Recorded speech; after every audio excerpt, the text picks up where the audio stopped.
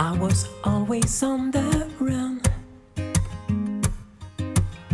worried by what I'd become. Le jour de ma rencontre avec Alexandra, il faisait beau. Le soleil tapait fort, j'avais du mal à garder les yeux ouverts et quand Alex s'est avancée vers moi, j'ai été doublement éblouie. Elle a quelque chose dans le sourire, une étincelle dans le regard qui la rendent incroyablement lumineuse. À bien y réfléchir, c'est probablement son ange, Gaspard, qui l'a fait baigner dans cette aura particulière.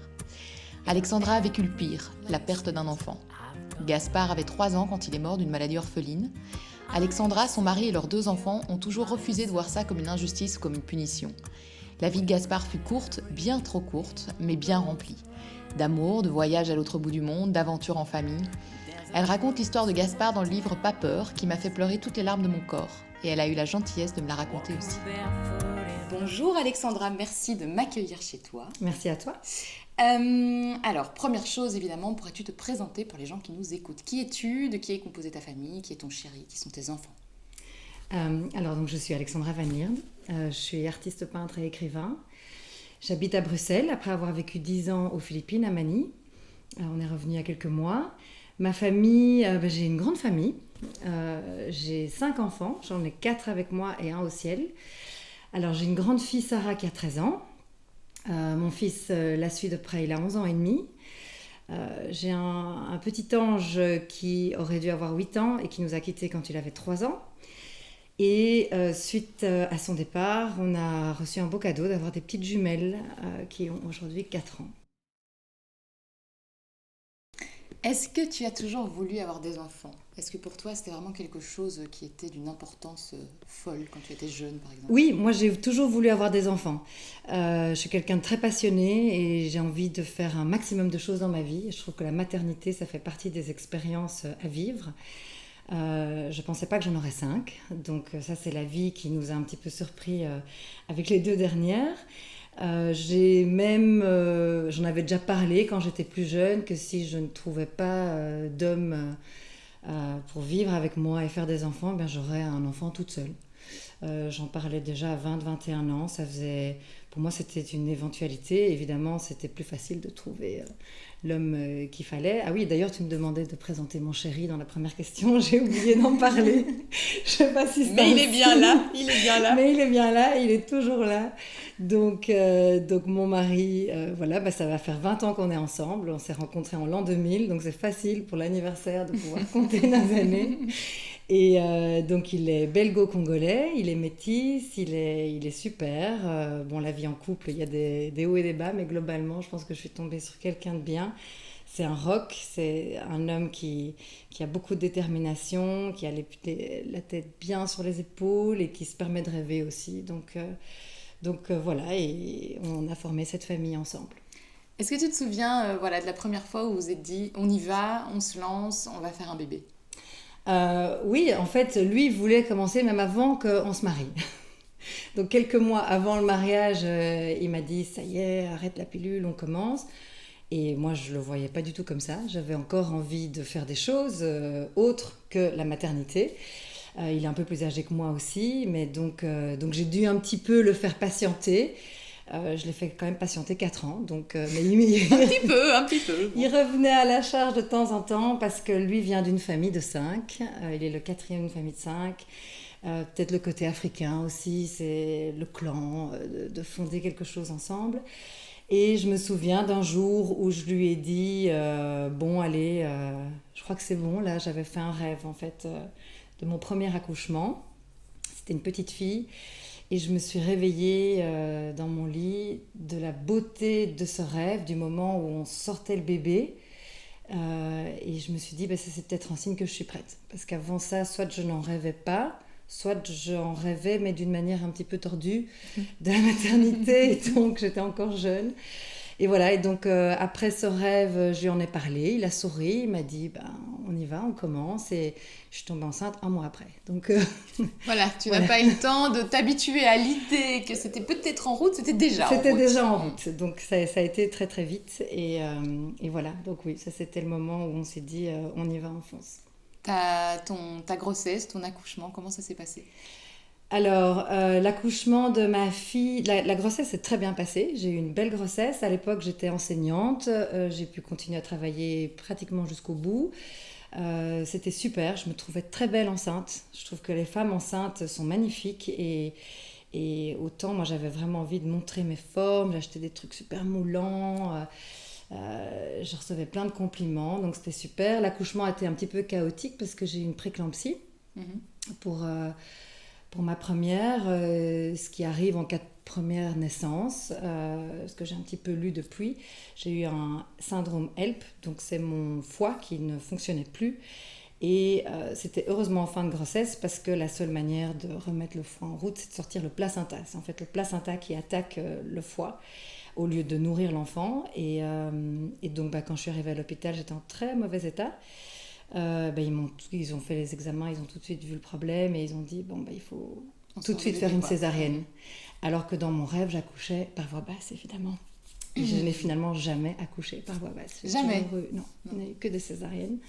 Mais la première, ça s'est passé comme ça. Et puis il y a eu très vite l'envie d'un deuxième après très vite, oui, on avait envie, mon mari et moi, d'avoir 3 enfants. C'était l'idée au départ. Enfin, moi surtout, parce que lui, il en voulait 5, mais je lui disais que c'était trop. Et on avait envie, notre idée, on a toujours des grandes idées, hein, quand on commence une famille, c'était d'avoir des enfants très rapprochés.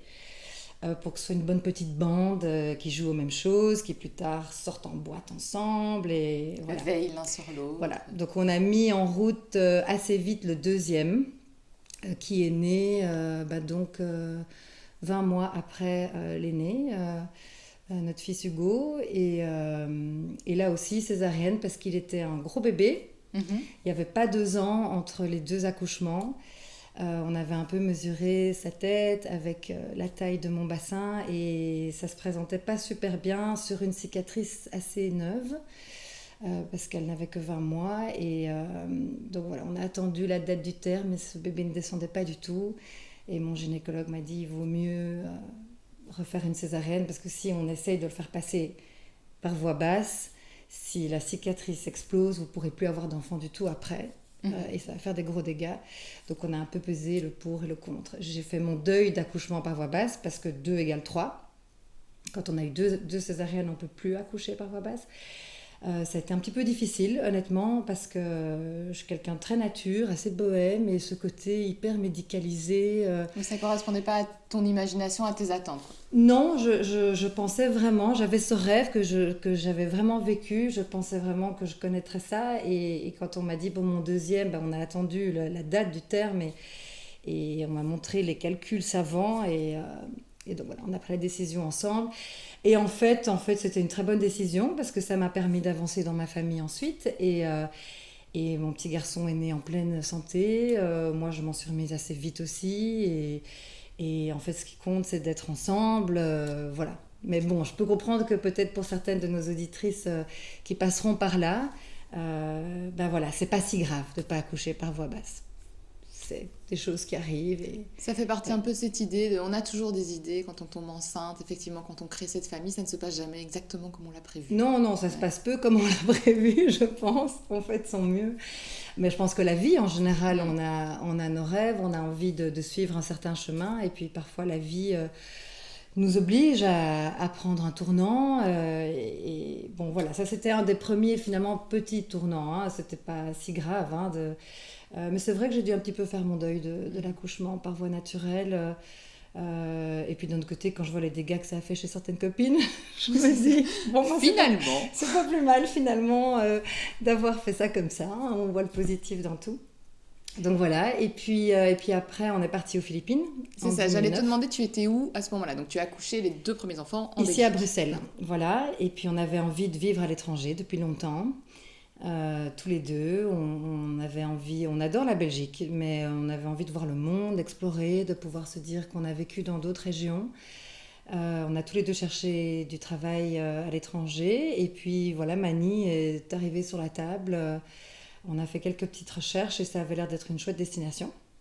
Donc on est parti donc avec une toute petite de 2 ans et un petit de 6 mois. C'était un peu l'aventure de partir là-bas et on se disait on va faire 1 an ou 2, comme ça on aurait notre expérience. Finalement on est resté 10 ans. Donc là aussi c'était l'idée qu'on avait au départ de partir pour 2 ans maximum. C'est en tout cas ce qu'on avait bien dit à nos familles qui nous attendaient de retour. Et puis chaque année elles nous demandaient alors vous revenez, et puis à un moment elles n'ont plus demandé. Oui, c'est ça, elles se font à l'idée. Elles se sont fait à l'idée et c'est nous qui avons annoncé après 10 ans qu'on avait pris la décision de rentrer. Voilà, donc on est parti aux Philippines, et puis, donc ça c'était en 2009, et puis en 2011, je suis tombée enceinte de notre 3e. Donc on pensait que ce serait notre dernier. Et il est né là-bas, à Manille, c'est un petit Gaspard. Oui. Et donc n'en dis pas trop, parce que je voudrais effectivement qu'on parle de Gaspard, puisque c'est pour ça aussi que je suis là. Oui. Parce que tu as sorti un livre où tu racontes son histoire, qui est évidemment bouleversante. Oui. Et donc je voudrais qu'on reprenne les choses dans l'ordre, puisque moi je connais ton histoire, mais celles qui nous écoutent, non. Oui. Donc Gaspard, tu tombes enceinte de Gaspard, comment se passe la grossesse ? La grossesse se passe bien, jusqu'à l'avant-dernière écho, ou la dernière écho au 7e mois, que j'ai faite pour une fois seule, parce que mon mari normalement était toujours là avec moi, et là le hasard a fait qu'il était en voyage en Europe à ce moment-là. J'ai été toute seule faire cet écho, j'adorais les échos, moi je trouvais ça magique, c'était voir bébé à la télé, donc j'y allais toujours avec beaucoup d'entrain, et je trouvais ça génial de voir la magie de la vie, de voir cet enfant qui grandissait. Et là durant cette échographie, l'échographiste a fait un peu grise mine et m'a demandé si je venais pour une raison particulière, parce que là-bas c'est pareil, c'est pas le gynécologue qui fait les échographies. Je lui ai dit que non, c'était une écho de routine, parce qu'on se rapprochait du terme. Et là il a un peu parlé, il a pensé à voix haute, en me disant qu'il y avait des signes, il y avait des choses, il fallait qu'il remesure tout. Ça a pris un certain temps, et puis en fait, je lui ai demandé pourquoi est-ce qu'on remesurait tout, qu'est-ce qui se passait, et là il m'a dit qu'il y avait des signes que mon enfant était handicapé. Là tu es seule, avec lui, qu'est-ce qui te passe par la tête ? Quand même, je m'y attendais pas du tout, parce que jusque-là, on avait fait toutes les échos, les tests classiques de grossesse, et j'avais pas du tout envisagé quoi que ce soit, donc je me suis sentie un peu seule. Quand même, surtout que ce médecin était assez froid, enfin il faisait son travail en fait, c'était pas le médecin le plus humain que j'ai rencontré sur ma route. Je suis sortie de la salle, il m'a dit qu'il fallait revenir pour faire une échographie plus poussée parce que la machine qu'il avait n'était pas assez poussée et que le bébé, c'est vrai, avait déjà 7 mois et demi, donc c'était déjà un bon bébé. Et donc il n'arrivait pas à tout bien voir, à tout bien mesurer, et donc il m'a dit revenez. Moi j'ai dit je viendrai la semaine prochaine quand mon mari sera là. Il m'a dit c'est égal, comme vous voulez, prenez rendez-vous avec ma secrétaire. Donc je suis rentrée chez moi. Les sentiments sont bizarres parce que là tous les plans qu'on se fait, on regarde le lit à la maison qu'on a déjà préparé, on se demande mais quel est l'enfant qui va finalement arriver, comment il sera. On a un peu peur, est-ce qu'on va être d'abord peur de l'annonce, quel genre de handicap? Il m'avait rien dit. Oui, tu pars sans aucune indication. Il m'avait rien dit, ouais. donc, parce qu'il voulait faire plus d'examens, donc est-ce que ça va être un handicap moteur, mental, comment est-ce qu'on est capable finalement d'accueillir un enfant? Moi j'ai jamais travaillé avec des handicapés, je sais pas, je savais pas, c'était un grand point d'interrogation. J'ai choisi de ne pas en parler à mon mari par téléphone, il était en Europe, donc d'attendre qu'il revienne le week-end quelques jours plus tard. Et là, pendant toute la semaine, oui, moi j'avais un peu peur. Et puis il est arrivé, je lui ai expliqué, on a un peu pleuré ensemble parce que c'était quand même une annonce. Voilà, ça remet plein de choses en question. Et puis en fait, le week-end s'est passé, parce que le rendez-vous était le lundi avec ce médecin. Et on était assez sereins. À la fin du week-end, on s'est dit, en fait, on l'aime déjà beaucoup, ce petit garçon, on l'a aimé depuis le début. On le sent bien, il bouge bien. Son grand frère et sa grande sœur l'attendent, parlent de lui tous les jours. Et en fait, on va l'aimer comme il est, et on va l'accueillir comme il est, et on fera de notre mieux, et on en est capable. Voilà, donc on est parti comme ça à l'échographie du lundi. Où tu n'as pas su du tout ce qui était en train de se passer. Ils ne savaient pas, en fait, les médecins qui t'ont ausculté. Ils n'avaient pas vraiment d'indication précise sur sur Il ne quel savait était rien. cet enfant. Voilà. Mais donc on est arrivé le lundi pour revoir le même échographiste. Et en fait, là, il y avait 5 personnes dans la salle d'échographie. Normalement, on est toute seule quand on se fait une échographie. Donc là, on était quand même un petit peu surpris, parce qu'il y avait notre pédiatre qui était là, qui avait été prévenu, ma gynécologue qui était là, d'autres personnes qu'on ne connaissait pas. Donc on s'est dit, oula, on a un cas ici, pourquoi tout ce monde? Et puis il a fait l'examen, et en fait, ce qu'il pensait, le problème qu'il pensait, il pensait à un problème au cerveau, et bien en fait, il s'est avéré qu'il n'y avait pas de problème, que le cerveau était tout à fait bien, parce que le bébé avait bougé entre-temps, on voyait mieux, et donc il ne voyait pas d'autres problèmes. Donc on était tous là à se regarder, nous un petit peu soulagés quand même, et puis on est parti. Et puis voilà. Et puis on est rentré chez nous, et il restait 6 semaines de grossesse. Et ce que ce médecin t'a dit, c'est en fait, on verra à l'accouchement. S'il y a un souci, on le saura au moment de la naissance. Ça, c'est ce que notre pédiatre nous a dit. Donc moi j'ai parlé avec ma pédiatre après, je lui ai demandé qu'est-ce qu'elle en pensait, et elle m'a dit c'est vrai qu'il y a des signes d'une grossesse porteuse d'un enfant handicapé. Il y a des signes, par exemple un liquide amniotique, vraiment beaucoup trop de liquide amniotique. Ça c'est un des signes, mais je ne parle pas des diabètes de grossesse, c'est vraiment beaucoup. Et c'est vrai que mon ventre était très gros. Et ça, il le voyait clairement qu'il y avait trop de liquide amniotique. Ce que je trouve très beau quand on y pense, parce qu'en fait c'est une surprotection de la maman. Le liquide amniotique, c'est là pour protéger le bébé, des coups, et donc j'en avais beaucoup trop, donc déjà je surprotégeais mon bébé complètement naturellement. Donc ça, elle m'a dit en effet c'est là, mais profitez de vos 6 dernières semaines, et de toute façon le bébé on va l'examiner à la naissance comme tous les autres bébés, il bouge bien, son cœur bat bien, son cerveau a l'air vraiment tout à fait normal. Le corps a l'air aussi bien, même s'il est complètement replié sur lui-même, donc on n'a pas pu tout voir. Et donc on est rentré chez nous, on s'était quand même fait à l'idée d'une annonce qui n'est pas tombée, et on a pris le parti de profiter des 6 dernières semaines. Moi j'ai arrêté de travailler le mois qui précédait la naissance pour être bien relax, mais on sentait, moi je sentais quand même qu'il y avait quelque chose qui se passait avec ce bébé, que c'était un bébé différent, spécial, je sais pas, il y avait quelque chose. Une intuition. J'arrivais pas à mettre le doigt dessus non plus. Et puis la naissance, l'accouchement, donc ça a été une césarienne aussi, voilà, comme on l'avait dit, donc programmée. Donc on a choisi une date, on arrive avec sa petite valise le soir, et le lendemain à 8h30, toute l'équipe est là, bien calme. Et donc on a été chercher Gaspard, et ça s'est bien, de mon côté, ça s'est très bien passé. Moi, il n'y a pas de problème. Et lui est né en détresse respiratoire. Donc tout de suite, il y a eu un souci. Voilà, c'était une petite détresse respiratoire. Ça veut dire qu'il respirait de manière très très saccadée, pas du tout zen.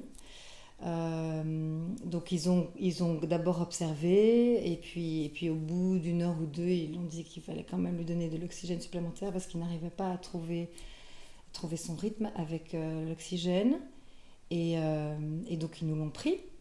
Ils l'ont pris en néonate, même si c'était un très beau bébé de 3,5 kg. Il était en néonate, il recevait de l'oxygène. C'était le seul souci qu'il avait. Et puis au bout de 3 jours, donc moi j'étais seule dans ma chambre, j'allais le voir de temps en temps. C'était comme un peu bizarre comme début de vie. Oui, d'autant que tu savais comment ça se passait quand tout se passait bien. Tout à fait. On avait eu deux bébés tout à fait classiques à la naissance, les 2 premiers. Et, parce que j'aime pas le mot normal, donc plus classique on va dire. Donc lui il était différent, et puis au bout de 2-3 jours en fait il évoluait bien, et voilà, le dernier jour ils ont fait un test de le faire vivre sans oxygène, et il fonctionnait très bien, toujours un petit peu saccadé, mais ça fonctionnait très bien, il se nourrissait bien, tout allait bien. Donc ils nous ont dit vous pouvez le reprendre, c'est sa manière de respirer, c'est comme ça. Tu te sens comment à ce moment-là, du coup ? Moi, je me sentais tout à fait rassurée. Je me disais, voilà, c'était ça en fait, c'était juste ça. Maintenant on va l'amener à la maison, ça va être super. On va être tous les 5 ensemble, on va commencer notre vie de famille à 5. C'est quand même toujours un chamboulement d'avoir un nouvel enfant. Mais je me suis dit, c'est derrière nous en fait, toutes ces inquiétudes, tout va bien. Il était hyper mignon, c'était vraiment un petit bébé super super minouche. Et on était sereins. Mon mari et moi, on a une belle foi dans la vie. On est des gens assez optimistes et on ne se laisse pas facilement abattre, donc on n'est pas très anxieux à la base. Et donc voilà, donc là on est rentré chez nous et puis on a fait les examens, les petits contrôles de 4 semaines ou 2 semaines, je ne me souviens plus. Bon, toujours on s'arrêtait un peu sur sa façon de respirer, mais les examens se passaient bien. Il se nourrissait peu, ceci dit, ça c'était quand même une petite inquiétude, mais du coup on devait le nourrir toutes les heures et demie, toutes les 2 heures. Donc ça demande quand même nuit et jour, hein. Donc ça demande quand même un petit peu d'investissement. Mais bon, pareil, on se disait, bah, si c'est comme ça, qui se nourrit, on va le nourrir comme ça. C'est pas un très très gros problème. Et puis voilà, il s'est passé d'autres choses, mais globalement on avait prévu, donc il est né début mai, on avait prévu d'aller fin juin en Belgique, le présenter à la famille. Et de toute façon, on passait juillet août chaque été dans notre pays d'origine.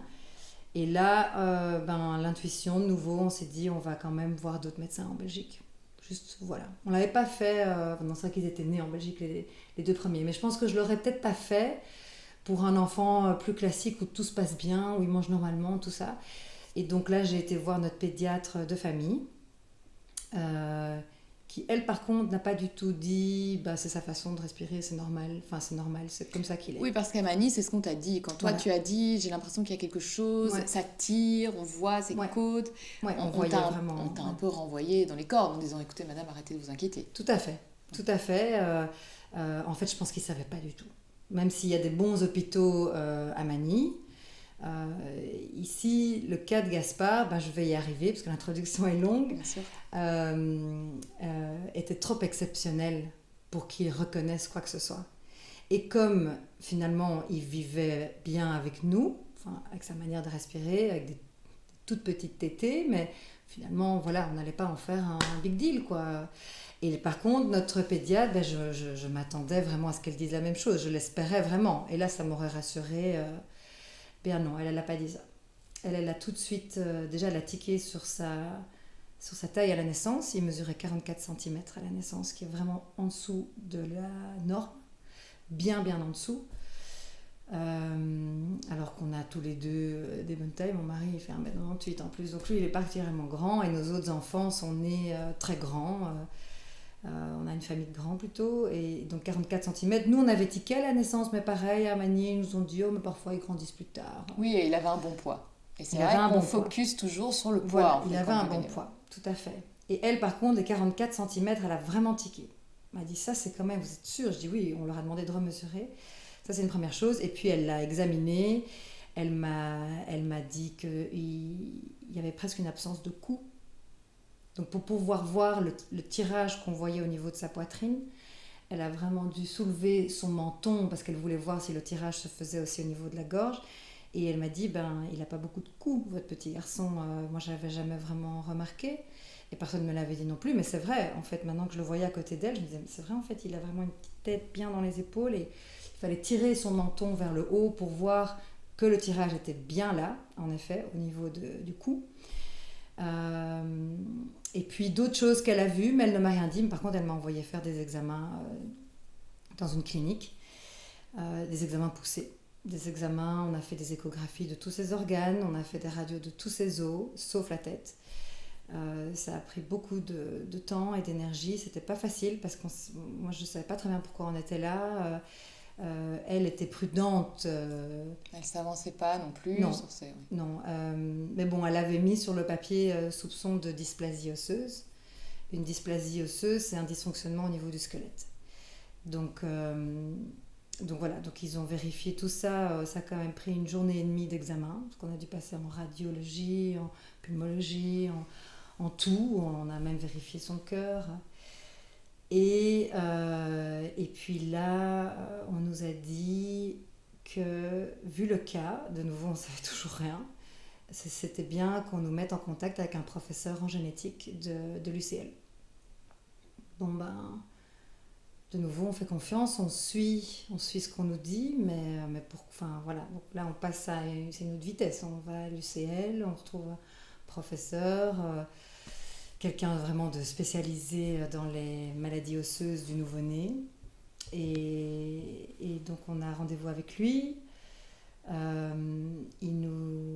D'abord, il nous dit, on ne peut pas mettre un diagnostic sur votre enfant. Et alors, nous on dit, ça veut dire qu'il n'est pas malade, s'il n'y a pas de Bien diagnostic. sûr, s'il n'y a pas de nom. Oui, c'est ça. C'est pas de pourquoi nom de on est maladie. là, en fait, s'il n'y a pas de diagnostic. Et puis là, il a sorti toutes les radios. Donc, au niveau des échographies, ses organes fonctionnaient bien. Ils étaient tous un peu petits, mais ils fonctionnaient bien. De toute façon, on l'aurait vu si vraiment il y avait un souci. Par contre, au niveau des radios, il a étalé là, toutes les radios de Gaspard devant nous, avec les radios d'un enfant plus dans la norme. Et c'est vrai que les différences étaient frappantes. La différence, la forme des vertèbres, la forme des côtes, la longueur de ses os, ce qu'on appelle les os longs, donc l'humérus, le fémur.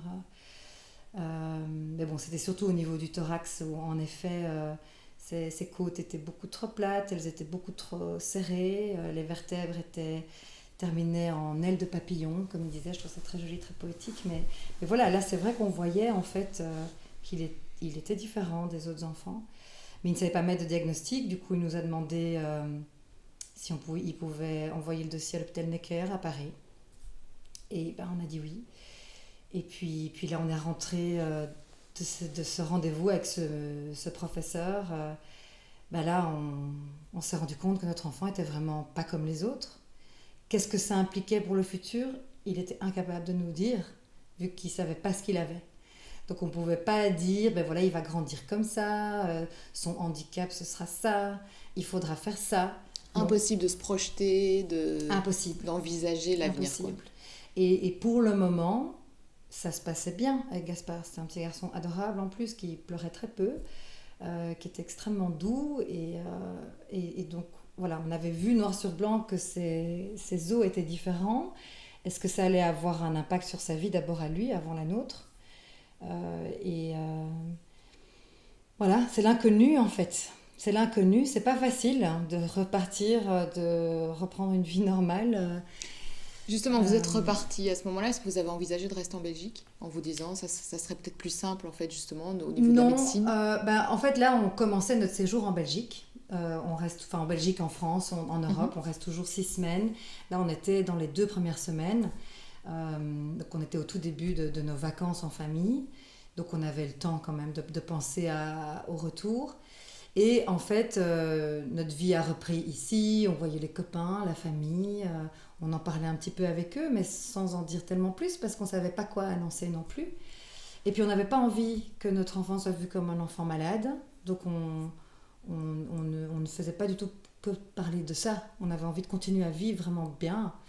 Et 2 semaines après cette première consultation, ce fameux professeur m'a envoyé un email en me disant voilà, j'ai des nouvelles de Necker, on a réussi à mettre le doigt sur la maladie de votre enfant, venez me voir demain matin. Et là, on annule tout ce qu'on avait le lendemain, bien sûr, on va le voir. Et donc là, les spécialistes de Necker, c'est vraiment un hôpital spécialisé encore plus là-dedans, avaient réussi à faire des rapprochements. Et donc notre petit garçon était atteint d'une dysplasie osseuse extrêmement rare. Depuis qu'elle était répertoriée dans les années 80, il n'y avait eu que 8 cas connus dans le monde. Et donc lui était le 9e cas répertorié. Parce que ça aussi, parfois, il y a des enfants qui l'ont et qui ne passent pas par tout ce corps médical. Donc, mais bon, en 30 ans, 8 cas, et surtout, il y en avait un au Yémen, enfin, voilà, hyper bizarre comme ça, hyper bizarre. Et là, qu'est-ce qui se passe pour vous, dans votre tête à vous, de parents? Vous vous dites, on va gérer, tu restes optimiste, vous vous dites, le sol est en train de s'ouvrir, comment on va faire? Dans cette annonce, ce qui a été quand même un choc qui fait un petit tourbillon, c'est que ce monsieur nous a dit, voilà le nom de la maladie, on a connu 8 cas, et ce sont tous des enfants morts à la naissance, ou dans les jours qui ont suivi, de troubles respiratoires. Et donc, oui, là, quand on entend ça dans son cabinet, on se souvient de sa naissance, qui n'était que 7 semaines auparavant. On se souvient de sa lutte pour trouver son oxygène, et on se souvient surtout qu'il y est arrivé. Personne n'avait compris ce qui se passait, et en fait, il y est arrivé, c'était un battant.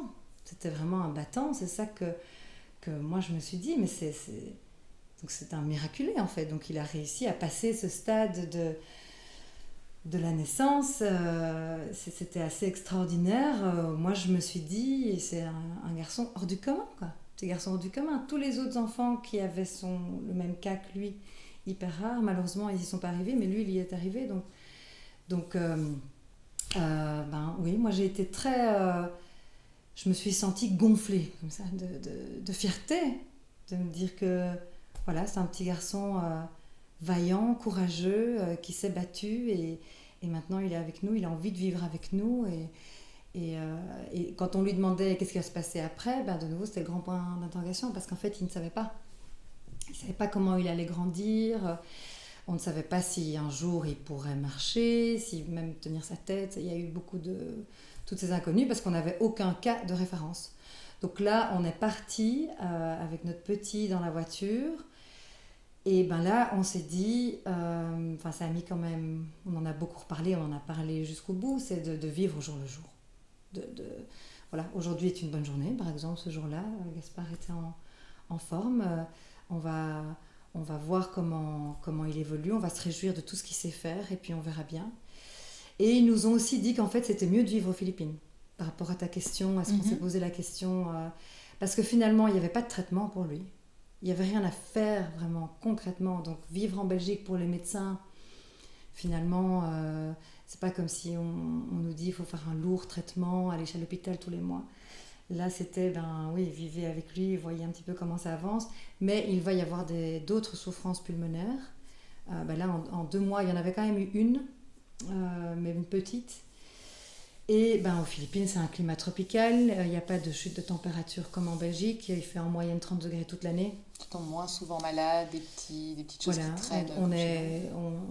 Par exemple, il n'y a pas vraiment de grippe ou des choses comme ça là-bas parce qu'il fait entre 25 et 35 degrés toute l'année. Et bon, maintenant, il y a d'autres choses, il y a d'autres microbes qui circulent, mais c'est vrai qu'il n'y a pas toutes les choses qu'il peut y avoir ici en hiver surtout.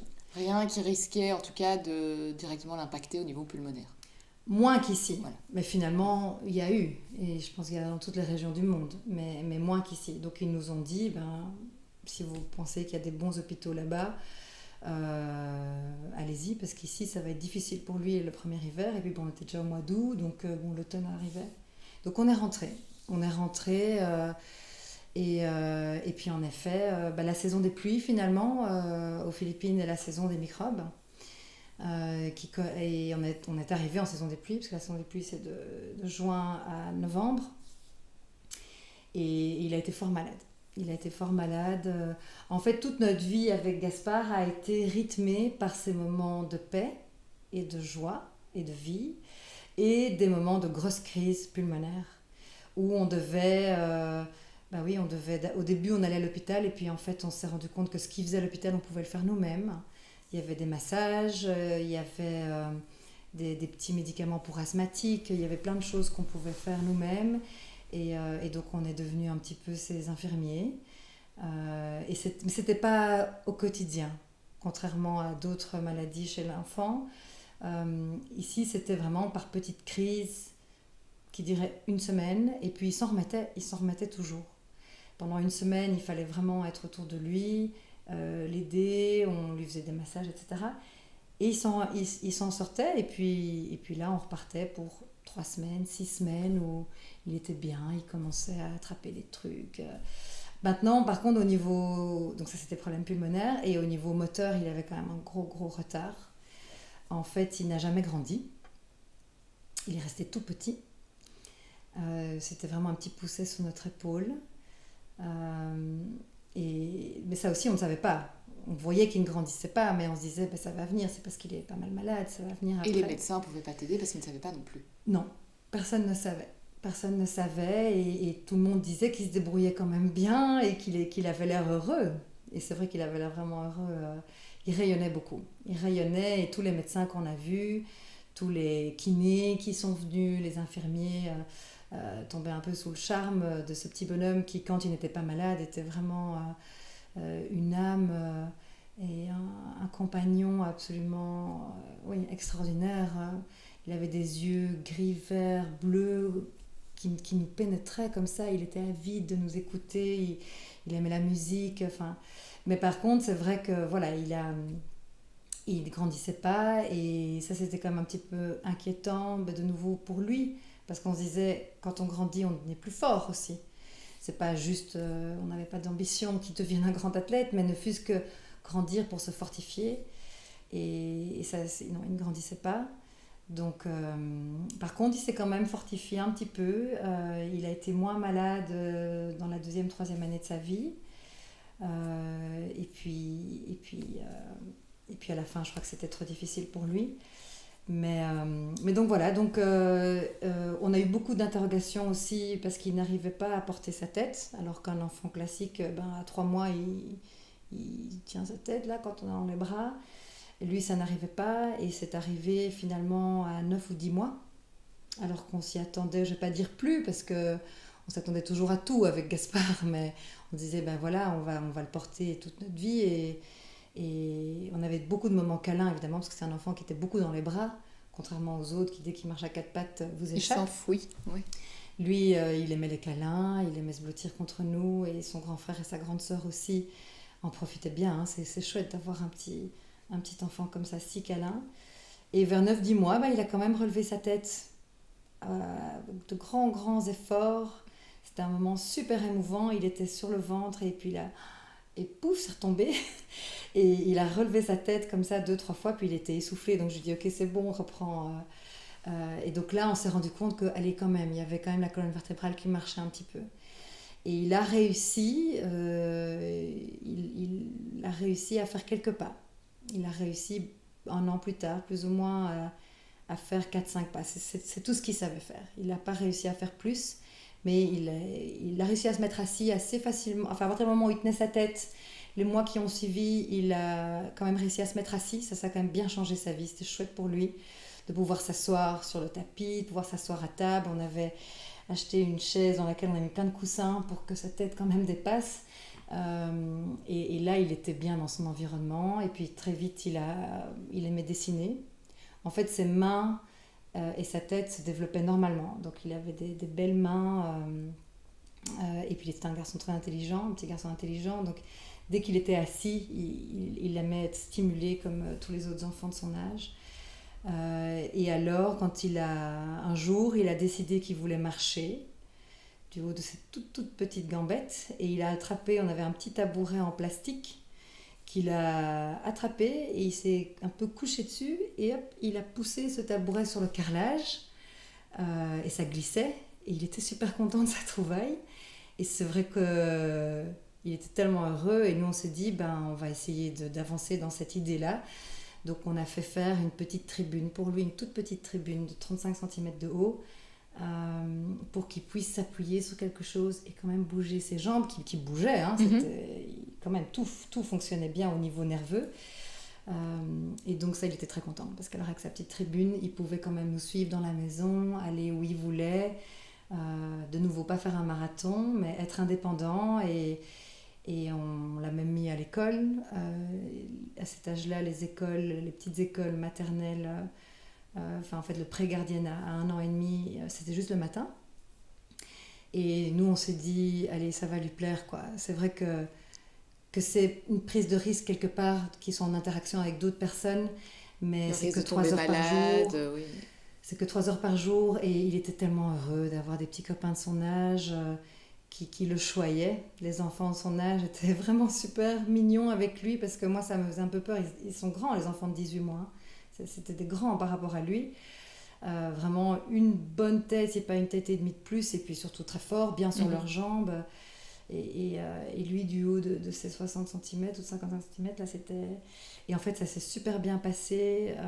C'était une toute petite classe de 10 élèves, avec 2 institutrices. Hein. Donc, voilà, ça, c'est la vie aux Philippines. Hein. Chose que tu n'aurais pas pu avoir en Belgique. Non, en Belgique, ça aurait été tout à fait différent. Et il était très, très heureux d'y aller, très heureux d'en revenir. Il apprenait des chansons, il a appris plein de choses.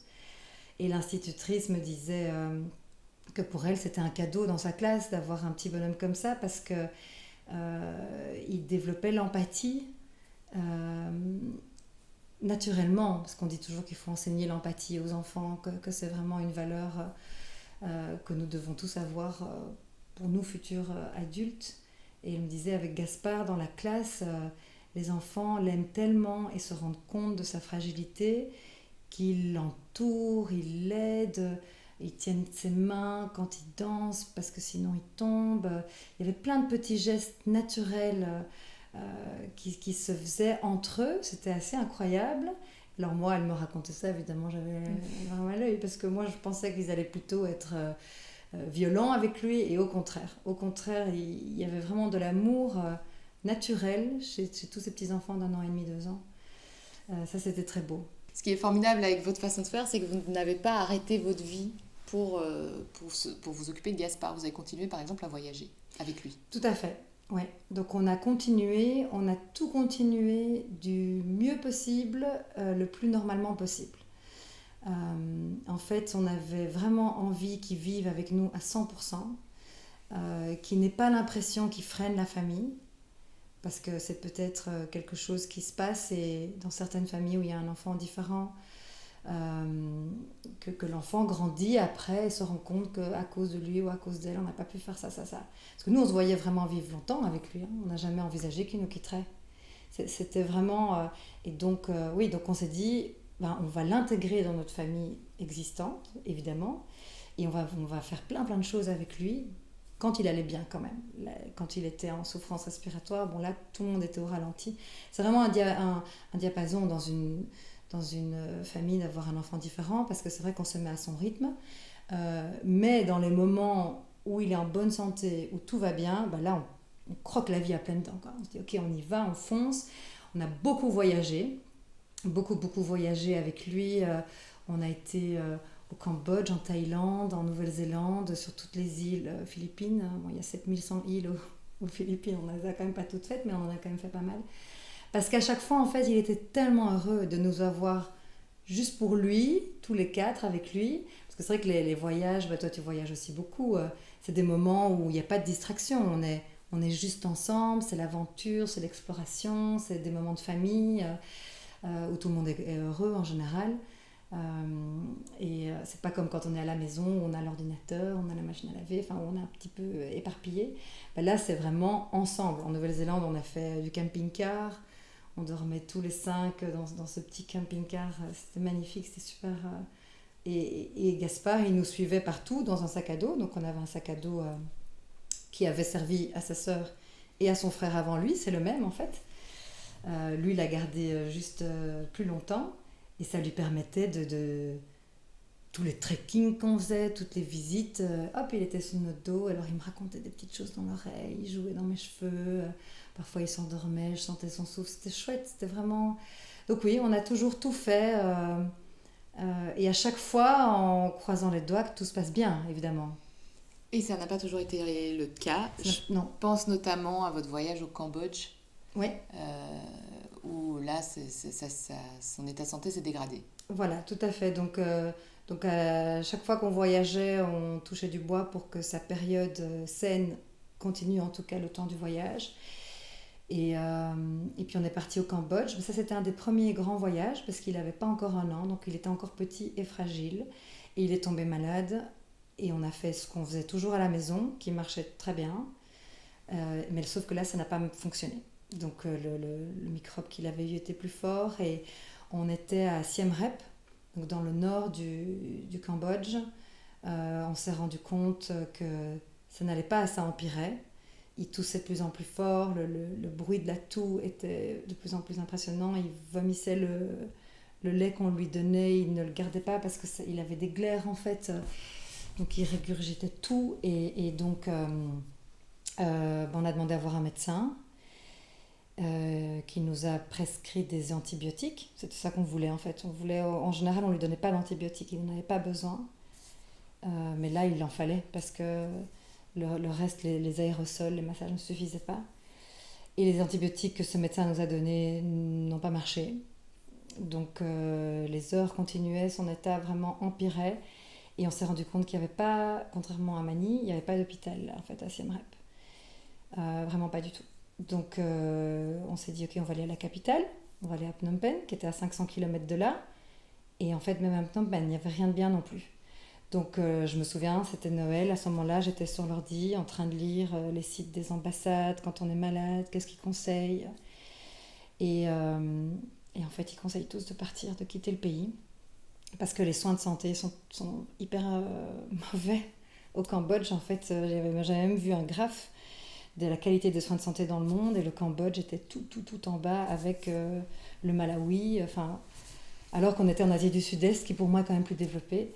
Et bien là, on s'est senti quand même très mal, tous les deux, parce qu'on s'est dit, on est quand même fou d'être venu ici, on ne s'est pas renseigné sur les hôpitaux, qu'est-ce qu'on fait ici, du coup la belle chambre d'hôtel, ben, elle se rétrécit sur toi, tu vois ton petit qui devient livide, les deux grands qui étaient tristes, même s'il y avait une piscine, ils revenaient tout le temps voir le petit dans sa chambre, ils nous demandaient de retourner aux Philippines pour le soigner, donc on était tous... et il n'était plus question de prendre l'avion. Son état était vraiment trop avancé. C'était une trop grosse prise de risque pour lui de se retrouver dans un endroit confiné. Du coup, bah, c'est mon mari qui a eu l'idée d'aller à Bangkok. Parce qu'en fait, dans cette région, les deux meilleures villes, c'est Bangkok et Singapour. Et en fait, on n'était pas si loin de Bangkok. J'avais pas encore très bien la géographie en tête, mais c'était aussi 500 km. C'était juste vers l'ouest, pas vers le sud, comme la capitale du Cambodge. Donc on s'est dit, ben, on y va, on fait les bagages, on part à Bangkok. Et là, par contre, il y a l'embarras du choix, des hôpitaux de qualité, de renommée. Il y a tout ce qu'il faut, tous les reviews sont excellents, c'est réputé dans le monde. Donc j'en ai sélectionné un qui avait le meilleur service de pédiatrie et je les ai appelés. Et ils ont dit, ok, venez demain, on prépare sa chambre, on va s'occuper de lui, ne vous inquiétez pas. Et donc on est parti, je me suis dit 500 km, bon, on va partir à 7h du mat, on sera là en début d'après-midi. Et ça s'est pas du tout passé comme ça, parce qu'arrivé à la frontière Cambodge-Thaïlande, on nous a demandé de sortir de la voiture. Ce qui était prévu, on nous avait dit vous devrez changer de voiture. Bon, changer de voiture pour moi c'est pas très compliqué, sauf que là en fait personne ne nous l'avait dit. De nouveau c'est très asiatique de ne pas annoncer les mauvaises nouvelles, mais il y a un no man's land entre les deux pays qui fait, je sais pas dire, mais un bon kilomètre et demi où les véhicules n'ont pas le droit d'aller. Donc il faut aller à pied. Il faisait 40 degrés, c'était l'heure de midi. On a dû sortir de cette voiture, on a compris qu'en fait on n'avait pas le choix, parce qu'au début on s'est énervé dans la voiture, on dit enfin, on n'est pas du tout à la douane, c'est pas du tout la Thaïlande ici. Et le chauffeur nous a fait comprendre qu'on devait aller par là, il faisait des grands gestes, il parlait ni anglais ni français. Et on est sorti avec notre bébé mourant, parce qu'il ne buvait plus, il se déshydratait, ça se voyait, ses lèvres étaient crevassées, il était très pâle, ça faisait 2 jours qu'il ne gardait plus rien de ce qu'on lui donnait comme lait, et qui toussait, c'était un bruit de verre cassé, c'était vraiment horrible, et on est sorti avec nos valises et on a marché au milieu de milliers de Cambodgiens ou Thaïlandais, je sais pas, qui devaient aussi aller de l'autre côté. Il y avait des animaux, il y avait des charrettes, la poussière qui se soulevait du sol, le soleil, il faisait super chaud et on savait pas Et très bien. Gaspard dans vos bras, et les Gaspard deux dans autres dans la aussi, poussette. On ouais. avait une poussette pliable qui pouvait se mettre horizontale, donc je l'avais mis horizontale. J'avais mis un drap au-dessus pour qu'il n'ait pas trop de soleil. Les deux petits qui s'accrochaient à nous, qui ne comprenaient pas du tout ce qu'on faisait, mais qui nous suivaient, c'est magnifique de voir la confiance que les enfants ont en nous, parce que nous, on ne savait pas non plus ce qu'on faisait là et si on allait y arriver. Et la traversée, on est passé sur un pont à un moment, la traversée a été pénible jusqu'au moment où on s'est retrouvé à l'arrêt. Donc toute cette foule était à l'arrêt parce que le poste de douane, on voyait les drapeaux au loin, se rapprochait et les gens faisaient la queue pour montrer leur papier, leur passeport. Et ça c'était pas possible pour moi d'être à l'arrêt, quoi. Donc j'ai dépassé tout le monde avec la poussette, j'ai tapé dans les mollets de tout le monde. Là, j'étais la louve. Et le douanier a été d'accord de nous laisser passer devant tout le monde. Enfin, de toute façon, il n'avait pas le choix. Je pense qu'il nous a vu arriver. Et on est arrivé de l'autre côté. De l'autre côté, il y avait encore 200 km à faire. Dans une voiture thaïlandaise, qui n'est pas arrivée tout de suite, évidemment. Et puis les heures de la journée se passaient. Dans cette voiture-là, il était sur mes genoux. Ses yeux se révulsaient, c'était vraiment... c'était horrible, quoi. Je lui donnais à boire avec une petite seringue. goutte par goutte. Sa sœur, qui avait 5 ans, tenait sa tête pendant que je faisais ça. Mon mari était devant et il mettait un peu la pression sur le chauffeur. Et on y est arrivé. On y est arrivé dans cet hôpital, le Bumrungrad hôpital de Bangkok. On est arrivé en courant et là, ils nous attendaient. Ils nous ont pris des mains et je me suis dit, ça y est, c'est bon. C'est bon maintenant. Ils vont s'occuper de lui. Attends, je vais boire un peu d'eau. Parce qu'on était parti à 7h du matin. Il était passé 18h. Et on ne pouvait rien faire d'autre que de lui mettre de l'eau dans la bouche avec une petite seringue et de lui donner notre amour et notre soutien. Et là, les infirmières sont arrivées et je leur ai donné. Et puis, elles lui ont mis une transfusion et elles m'ont dit, c'est bon. Et il a repris des couleurs, il a retrouvé... Déjà, la déshydratation était derrière nous. Ouais. Parce que c'était vraiment ça qu'il fallait soigner au départ. Enfin, à ce moment-là. Et puis, le pédiatre est arrivé et il nous a dit, c'est bon, on le nourrit, on l'hydrate. On va attendre quelques heures avant de faire les examens pour qu'il reprenne un petit peu... et puis, ils lui ont fait des examens. Et en fait, il avait une double pneumonie. Donc, les 2 poumons étaient en très très grande souffrance et on est resté 10 jours dans cet hôpital jusqu'à ce qu'il aille mieux. Et après 3-4 jours de transfusion, d'antibiotiques, de soins, de massages, ils ont sorti une machine qui aspirait ses glaires mécaniquement, qu'on a d'ailleurs acheté pour l'avoir aux Philippines avec nous parce que c'est difficile à voir, mais ça lui faisait tellement de bien qu'on aille mécaniquement chercher tout ce qui était coincé dans cette petite gorge qui ne grandissait pas. Et donc au bout de 3-4 jours, déjà il a ouvert les yeux et ses petites joues, il était maigre, mais ses petites joues reprenaient des couleurs et c'était un staff, un personnel magnifique. On s'est tout de suite senti en sécurité, mais quand même c'était une grande aventure. Alors c'est vrai qu'on a toujours vécu à 100% avec lui, mais bon, il y a quand même des fois où on s'est demandé ce qu'on faisait, quoi. Mais voilà, il s'en est sorti. Oui, c'est ça. Et tu disais au tout début que quand on t'a annoncé ce qu'il avait en Belgique, tu l'as regardé, tu t'es dit c'est un petit garçon courageux, c'est un petit garçon vaillant, et là il te le prouvait plus que jamais, quoi. Tout à fait. Là, il l'a prouvé encore une fois. Et puis après, Donc on est entré dans cet hôpital le 26 décembre et le 31 décembre, on a pu le sortir de son lit, mais encore avec tous les électrodes et tous les fils et de la transfusion partout. Et le premier câlin, après 5 jours où il était resté dans son lit, on pouvait juste le caresser, mais pas le sortir, pas le manipuler. Et là, le 31 décembre, pour la nouvelle année, ils nous ont dit, vous pouvez rester dans la chambre tous ensemble, parce qu'on dormait l'un ou l'autre, mon mari ou moi. Et prenez-le dans vos bras et je le revois passer et il était content, il allait déjà bien après 5 ou 6 jours, passer dans les bras de sa grande sœur qui était toute petite, elle avait 5 ans, de son grand frère qui avait 3 ans, et il se rendait compte de la beauté en fait d'être ensemble, d'être juste réunis simplement, et donc on a fait le nouvel an dans cette petite chambre d'hôpital et c'était un beau moment. Et puis on est sorti une petite semaine après. Et du coup, on a un peu visité Bangkok. Hein. C'était pas dans le plan comme ça de nos vacances au Cambodge. Mais c'est vrai qu'il était très courageux. Et en fait, moi, ça me renforçait dans sa force. Et c'est des événements comme ça où je me disais, il va toujours... tous ensemble avec lui, on va toujours l'aider, on va toujours s'en sortir.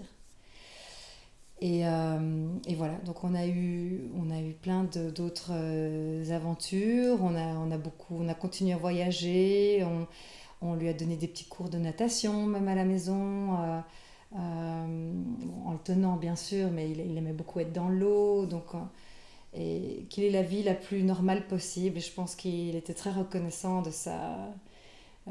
Et on laissait vraiment son frère et sa sœur jouer beaucoup avec lui, le prendre dans les bras. Enfin, c'était pas du tout don't touch, hein. Au contraire, c'était donner tout ce que vous voulez, tout ce que vous pouvez. Prenez aussi tout son amour, toute sa douceur, parce que c'était un beau cadeau au quotidien. Et puis voilà, la vie étant ce qu'elle est et l'amour ne suffit pas toujours, Gaspard est parti. Gaspard est parti, oui, malheureusement, oui. Ouais. Il avait quel âge? Il allait avoir 3 ans. C'était une semaine avant son 3e anniversaire. Oui, il est parti très simplement, en fait. Ni dans une grande crise, ni à l'hôpital. Et ça, c'est chouette parce que les hôpitaux, il en avait quand même marre, hein. Il a quand même été souvent à l'hôpital. Il avait très peur des blouses blanches. Et donc, on a essayé d'avoir tout ce qu'il fallait à la maison pour qu'il y aille le moins possible. Mais bon, il devait quand même y aller plus souvent que les autres. Et une nuit, une des nuits où c'est vrai, il respirait pas très bien, mais il y en avait eu des centaines avant, peut-être pas des centaines, mais beaucoup. Et bien cette nuit-là, ça a été la nuit où ses petits poumons ont dit on n'arrive plus, on n'arrive plus. Et oui, là c'était dur. Et de nouveau, notre petit Gaspard, qui faisait toujours de son mieux, il a choisi la seule nuit de sa vie où mes 2 enfants et moi, on n'était pas à la maison. Il était tout seul avec son papa. C'est vraiment la seule fois. Moi, de mon côté, j'étais déjà partie quelques jours avec des amis ou quoi. Mes enfants étaient déjà partis dormir chez des copains. Mais c'était la première fois où on partait tous les 3. En fait, on devait partir en week-end à la campagne en famille avec des amis. Et comme il n'était pas en très grande forme, mon mari a proposé qu'il reste à Manille avec lui, qu'on parte avec les amis et qu'on revienne du samedi matin au dimanche après-midi. Comme ça, on profitait quand même un peu de notre week-end à la campagne qu'on avait prévu. Et donc, on est partis tous les 3 sans se dire que c'était la dernière fois. Et le matin, mon mari s'est réveillé. Et puis là, ça a été très dur pour lui, évidemment. Ça a été un grand choc. Il était tout seul. Hein. Il était tout seul. Même notre nounou qui vivait avec nous n'était pas là parce que c'était le dimanche. C'était son jour de congé. Nounou qui aimait Gaspard aussi énormément. Et donc Gaspard, je pense, a vraiment choisi... il s'est laissé aller au moment où il ferait le moins de mal. Parce qu'il fallait quand même qu'il y ait quelqu'un, il fallait qu'il y ait un porteur. Parce que pour mon mari, ça a été quand même difficile. Il a fait beaucoup de cauchemars après. Il a choisi son papa, c'était le plus fort d'entre nous finalement. Donc il a quand même bien choisi. Mais ce réveil a été dur. Il l'a amené à l'hôpital en hurlant dans la voiture. Il l'avait sur ses genoux en conduisant. Mais c'était trop tard. Il était déjà parti depuis quelques heures. Donc il n'y avait plus rien à faire. Et ça aurait pu se passer 10 fois autrement, justement très loin des hôpitaux. Et là, on se serait peut-être senti plus coupable. Et là, il a choisi en fait la maison, son lit, son papa. Le plus calmement possible. Le plus calmement possible. Et puis voilà. Et là, ce coup de fil-là, je m'en souviendrai toute ma vie. Hein. Ce coup de fil de mon mari... le silence avant qu'il parle, et puis le retour à Manille dans cette voiture. On n'était pas très loin, on était à 1 heure de route, hein, donc on n'était vraiment pas loin.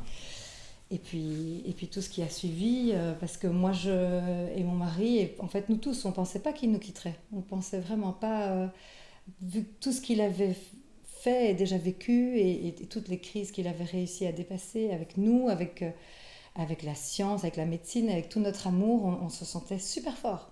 On se sentait vraiment immortel. Et c'était trop beau. Je me suis dit par après, c'était un conte de fées en fait. Et les contes de fées s'arrêtent et s'arrêtent pas parce qu'il est toujours dans notre cœur, il est toujours avec nous. Mais c'est vrai qu'il nous manque beaucoup. Il nous manque beaucoup. Et ça, pour les auditrices qui m'écoutent aujourd'hui, je ne vais pas leur mentir.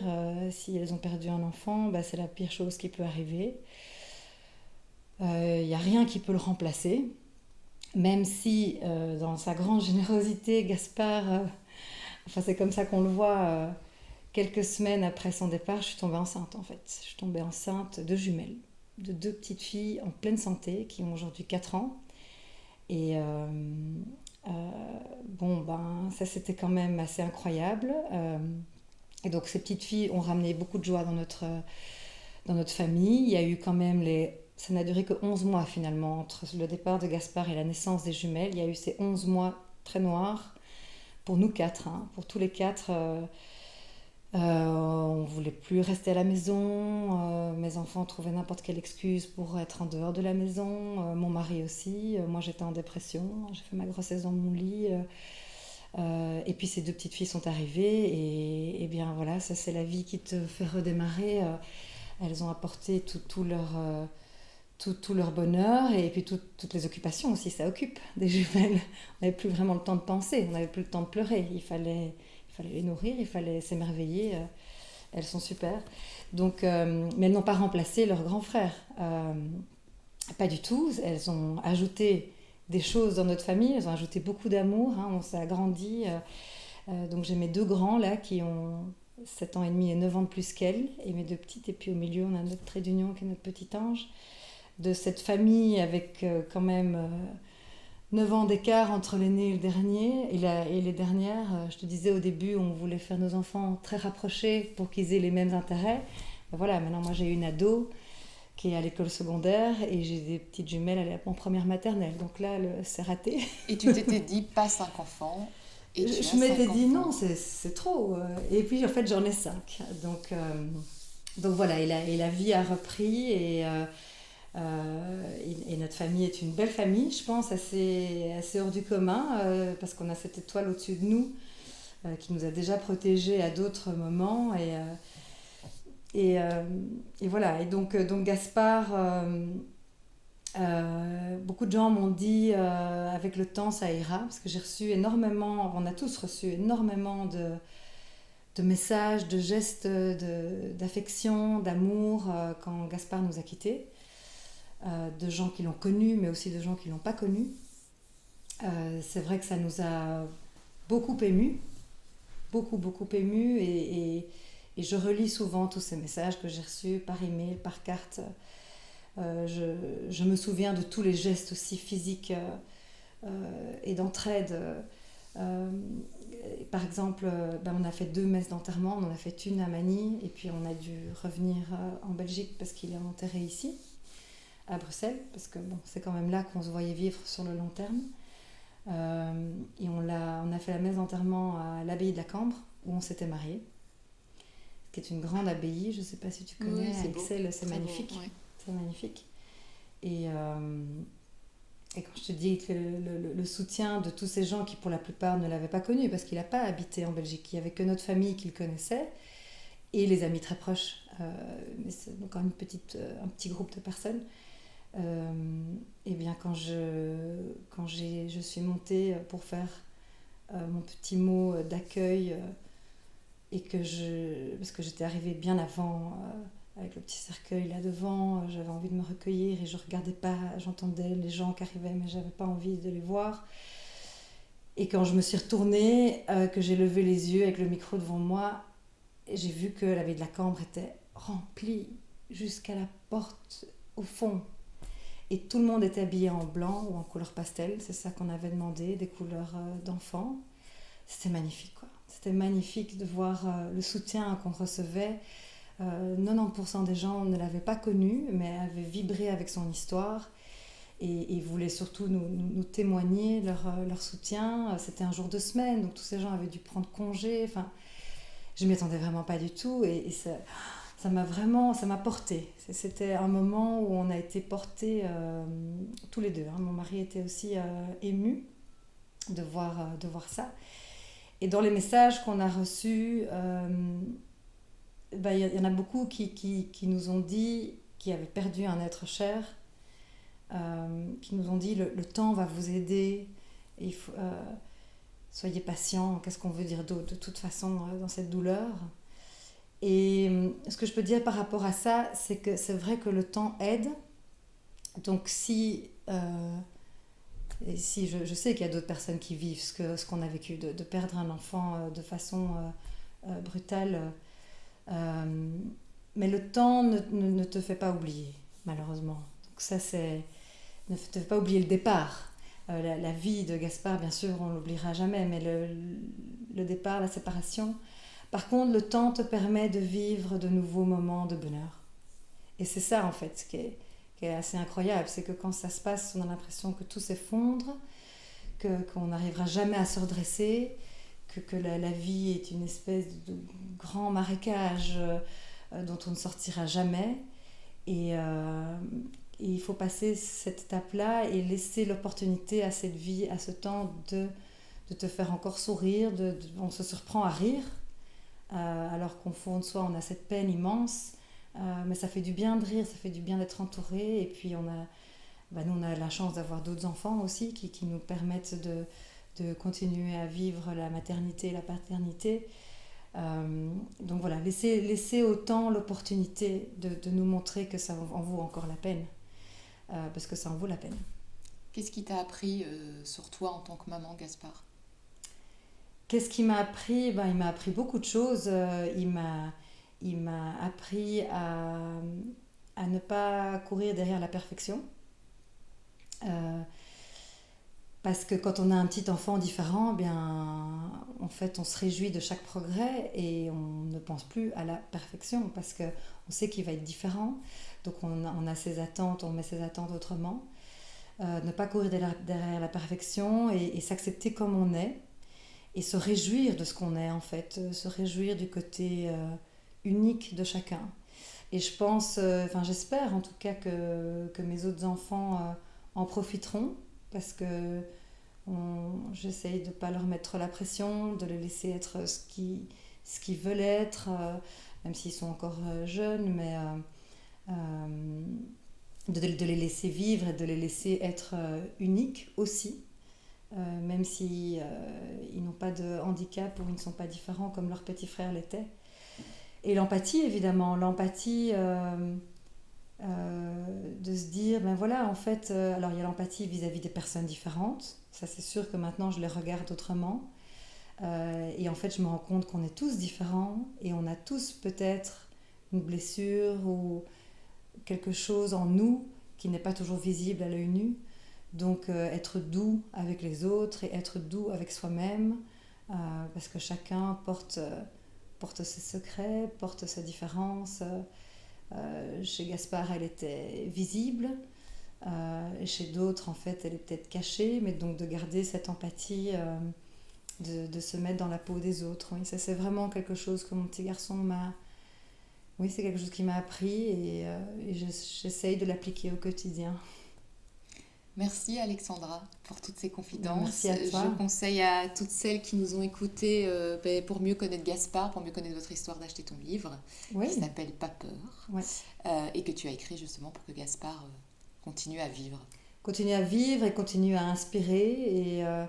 Et les lecteurs les lectrices qui l'ont déjà lu, j'ai reçu beaucoup de beaux témoignages post-lecture. Donc c'est en effet un petit garçon qui inspirait de son vivant et qui continue à inspirer aujourd'hui. Et ça, c'est certainement un beau cadeau qu'il nous fait à tous. Merci beaucoup. Voilà, merci à toi.